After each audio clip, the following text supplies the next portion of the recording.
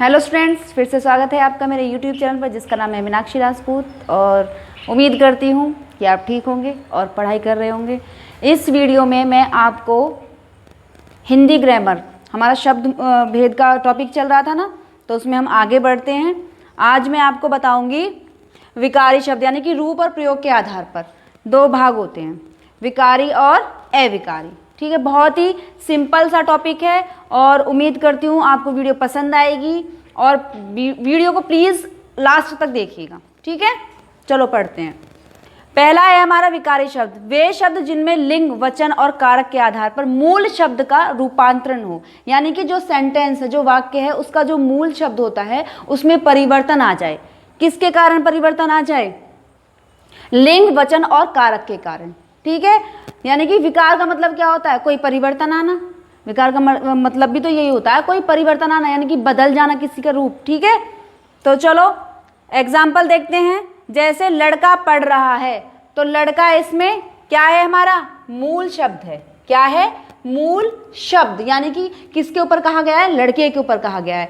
अब हम इसको बदल देंगे कि कैसे बदल जाएगा? अगर बहुत सारे लड़की पढ़ रही है तो इसमें किस वजह से परिवर्तन आ गया? लिंग की वजह से, क्योंकि लड़का तो पुल्लिंग में है और लड़की स्त्रीलिंग में आ गई, तो उससे क्या परिवर्तन आ गया? देखो यहाँ पे रहा है, यहाँ पे रही है आ गया, तो ये बदल गया ना। किसकी वजह से बदला है? लिंग की वजह से तो परिवर्तन आया है। इसमें जो ये वाक्य है किसकी वजह से परिवर्तन आया? लिंग की वजह से। ठीक है, नेक्स्ट है हमारा कि लड़का दौड़ रहा है। अब इसमें हमारा जो अगला पॉइंट है कि लड़के दौड़ रहे हैं। अब रहा है और फिर इसमें परिवर्तन आ गया, रहे हैं। किसकी वजह से आया? वचन की वजह से। वचन, जब एक वचन है, यहाँ पे क्या है? बहुवचन है।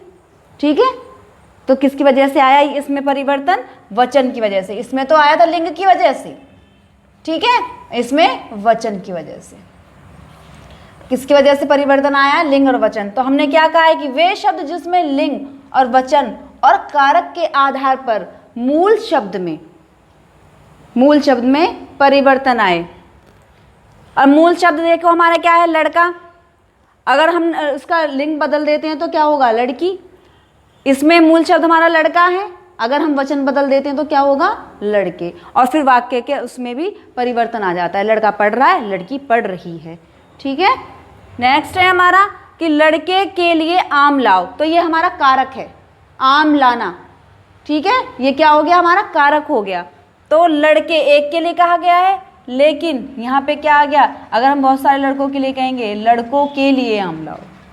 ठीक है, तो ये तो बहुत ही सिंपल था हमारा विकारी शब्द जिसमें परिवर्तन आ जाए, जिसमें बदलाव आ जाए, उसे क्या कहेंगे? हम विकारी शब्द कहेंगे। मूल शब्द में, जिसके मूल शब्द में बदलाव आ जाए। किसके कारण आ जाए? लिंग, वचन और कारक। अगर लिंग परिवर्तन हो गया तो उसके मूल शब्द में परिवर्तन ही हो जाता है पूरा। ठीक है, नेक्स्ट है हमारा अगला पॉइंट अविकारी शब्द। और एक मेन पॉइंट और कि संज्ञा, सर्वनाम, विशेषण, क्रिया, ये सारे क्या हैं? हमारे विकारी शब्द हैं। सब में परिवर्तन आता है। सबको पता है संज्ञा किसे कहते हैं? किसी व्यक्ति, वस्तु, यानी कि जितनी भी संसार में चीजें हैं, उनके नाम को हम संज्ञा कहेंगे। ठीक है, नेमिंग वर्ड, यानी कि कुछ भी नाम है। मान लो ये मेरे हाथ में मार्कर है, तो इसका जो नाम है ना मार्कर, तो ये क्या है? हमारा संज्ञा है। मैं इसे ये तो कहूंगी नहीं कि ये लिखने की कोई चीज़ है, सीधा मार्कर ही बोलूंगी, है ना। तो ये क्या हो गया? हमारा संज्ञा हो गया, इसका नाम। ठीक है, अब मैं मार्कर की जगह मैं इसका यूज कर रही हूँ, यानी कि मार्कर ना कह के मैं कह रही हूँ इसका नाम, तो ये क्या हो गया? हमारा सर्वनाम। समझ में आ गया? यानी कि मैंने कहा कि यह मार्कर है, तो मार्कर क्या हो गया? हमारा जो नाम हो गया वो हो गई संज्ञा। इसका नाम मार्कर है, तो इसका किसके लिए यूज कर रही हूँ? इसी के लिए तो यूज कर रही हूँ। तो मार्कर की जगह मैंने इसका शब्द यूज किया, तो वो क्या हो गया? हमारा सर्वनाम हो गया। ठीक है, नेक्स्ट है हमारा विशेषण। अब विशेषण विशेषता बताने वाले शब्द कि इसका रंग काला और सफेद है, तो काला और सफेद क्या हो गई? इसकी विशेषताएं तो हो गई, तो ये क्या हो गया? हमारा विशेषण हो गया। नेक्स्ट है हमारा क्रिया। क्रिया मीन्स किसी काम का किया जाना या किया जाना होता है। ठीक है, किसी काम को किया जाए। ठीक है, उसे कहते हैं क्रिया। जैसे मैं मार्कर से लिखती हूँ तो लिखना क्या हो गया? मेरी क्रिया हो गई। तो इसमें परिवर्तन आ जाते हैं।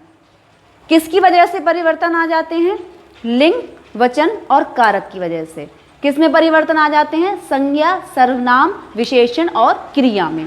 जैसे लड़का पढ़ रहा है, तो लड़का अकेला है, यानी कि उसमें अभी पुल्लिंग भी है और एक वचन भी है। अगर मैं कहूँ कि लड़के पढ़ रहे हैं, तो किस में बदलाव आ गया? लड़के। लड़का से क्या हो गया? लड़के हो गए, तो बदल गया, क्या हो गया? ये विकारी शब्द हो गया। ठीक है, बहुत ही सिंपल टॉपिक है, लेकिन एक बार प्रैक्टिस तो आपको करनी पड़ेगी। नेक्स्ट है हमारा अविकारी शब्द। जिन शब्दों का प्रयोग मूल रूप में होता है, जिन शब्दों का प्रयोग मूल रूप में होता है और लिंग, वचन, कारक। अब इसका अपोजिट है, ये इसका अपोजिट है। देखो, विकारी है जिसमें विकार उत्पन्न हो जाए, और अविकारी जिसमें कोई बदलाव ही ना आए।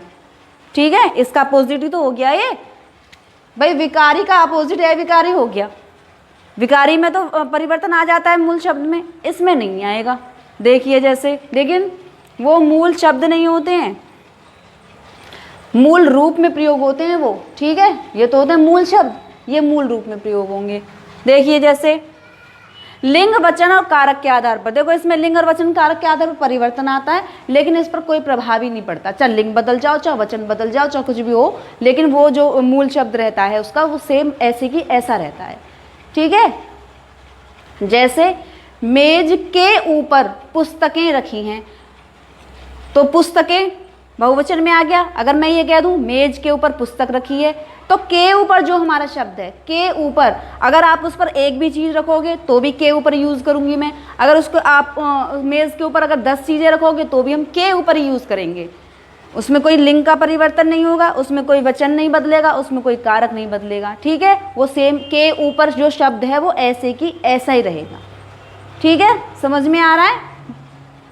देखिए, पहले लैंग्वेज पढ़ लेते हैं।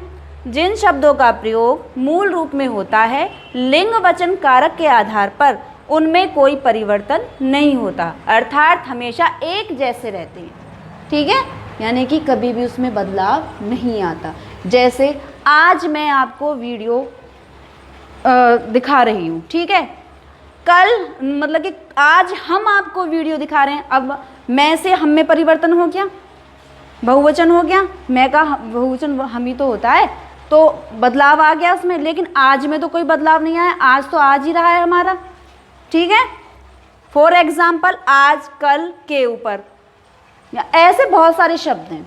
कौन कौन से आते हैं? देखिए, सभी प्रकार के अव्यय शब्द, जो अवयव होते हैं, यानी कि जो व्यय ना हो, जो खर्च ना हो, जिसमें कोई बदलाव ना आए, तो वो कौन से होते हैं? अवयव शब्द होते हैं। अव्यय यानी कि जो खर्च ना हो, व्यय मीन्स होता है खर्च होना, अव्यय मीन्स जो खर्च ना हो। ठीक है, तो अवयव शब्द हमारे कौन कौन से होते हैं? देखिए, क्रिया विशेषण के सारे अवयव शब्द होते हैं जो क्रिया की विशेषता बताते हैं। फॉर एग्जाम्पल, अब, कब, परसों, यहाँ, वहाँ, तो आप उसमें कुछ भी लिख दीजिए। जैसे यहाँ लड़का खड़ा है, खड़ा है। अब मैं इसमें अगर लिंग परिवर्तन कर दूंगी, लड़के का लिंग परिवर्तन क्या हो गया? लड़की, तो भी यहाँ जो शब्द है वो ये ऐसे की ऐसा रहेगा। यहाँ लड़की खड़ी है। ठीक है, किसमें परिवर्तन आ गया? इनमें ही तो परिवर्तन आ गया, तो ये हमारे हो गए क्या? ये हमारे हो गए विकारी शब्द, और ये हमारा हो गया अविकारी शब्द कि यहाँ इसमें परिवर्तन आएगा नहीं। अगर मैं यहाँ पे ये भी लिख दूं कि यहाँ सब खड़े हैं, बहुवचन आ गया भाई, वचन बदल गया, तो भी क्या है? यहाँ तो यहीं रहेगा ना, यानी कि यहाँ में कोई परिवर्तन आया ही नहीं। चाहे हम यहाँ पे पीछे लड़का लिखें, लड़की लिखें, माता लिखें, पिता लिखें या कुछ भी लिखें, लेकिन इसमें यहाँ पे परिवर्तन नहीं आया, यानी कि यहाँ शब्द में कोई परिवर्तन नहीं आया। तो वो कौन सा शब्द हो गया? अविकारी शब्द, जिसमें परिवर्तन ना आए, और विकारी शब्द जिसमें परिवर्तन आ जाए। बहुत ही सिंपल है। और हमारे अविकारी शब्द कौन कौन से होते हैं? क्रिया विशेषण जो होते हैं वो हमारे अविकारी शब्द होते हैं। अव्यय यानी कि जो कभी खर्च ना हो, जो जैसे कि तैसे ही हर शब्द में, हर वाक्य में यूज हो जाएं। ठीक है, कि मैं जब तक आऊँगी, या हम जब तक आएंगे, या वो जब तक आएंगे, तो जब तक जो शब्द है वो उसमें कोई परिवर्तन तो आया नहीं है। लिंग बदल गया, ठीक है, वचन बदल गया, लेकिन वो शब्द यूं ही कि ज्यों की त्यों ही हम यूज़ करते रहे। और हमारे अवयव शब्द जो हैं वो है संबंध बोधक। जैसे के ऊपर जिसका संबंध होता है, के का के की, है ना, ये संबंध बोधक ही तो शब्द होते हैं। नेक्स्ट है हमारा विस्मयादि बोधक, जिसमें हे, अरे, हाय, वो सारे शब्द जो होते हैं जिनके पीछे क्या लगता है, विस्मयादि चिन्ह लगता है, ठीक है। वो जो शब्द होते हैं वो भी कौन से शब्द होते हैं, अविकारी शब्द होते हैं। और हमारा समुच्चय बोधक शब्द होते हैं, जैसे और है, परंतु है, किंतु है, ये सारे शब्द कैसे हैं हमारे, समुच्चय, ठीक है। तो ये वीडियो हमारी इतनी थी और हमारा ये टॉपिक बिल्कुल फिनिश हो गया है और उम्मीद करती हूँ कि बहुत ठीक तरीके से आपको समझ में भी आया होगा। कोशिश तो मैंने पूरी की है, वो तो आपके ऊपर डिपेंड है कि आप कैसा पसंद करते हो इसे। और मिलते हैं नेक्स्ट वीडियो में। Thank you and have a nice day.